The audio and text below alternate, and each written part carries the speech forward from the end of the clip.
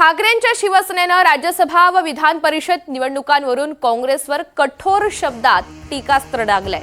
महाराष्ट्र काँग्रेसचे अध्यक्ष हर्षवर्धन सपकाळ यांच्या भूमिकेवरून निशाणा साधताना ठाकरेंच्या पक्षाने मात्र काँग्रेसला सुनावलेलं आहे।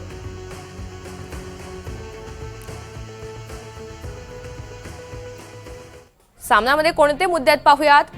लोकांनी महाविकास आघाडीला विधानसभेला धक्कादायक निकाल लागलेला होता।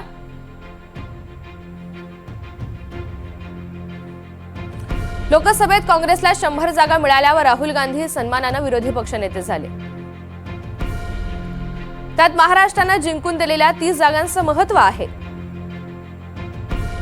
48 पैकी 30 जागा मवियाने जिंकल्या व त्यात सर्वाधिक जागा 13 काँग्रेसने जिंकल्या। महाविकास आघाडीमधील संवाद आणि समन्वयाचं हे फळ होतं। 13 जागांच्या यशानं काँग्रेसनं विधानसभेला शेवटपर्यंत नको तितकं ताणून धरण्याचा फटका बसला। यानंतर विधानसभेचे अध्यक्षपद त्यांनी कुणाशीही विचारविनिमय न करता सोडलं। तो एक निर्णय महाविकास आघाडी सरकारला तडे देणारा ठरला। आज महाराष्ट्रात जे अराजक निर्माण झालं त्याचं मूळ विधानसभा अध्यक्षपदाच्या तडकाफडकी दिलेल्या राजीनाम्यात आहे।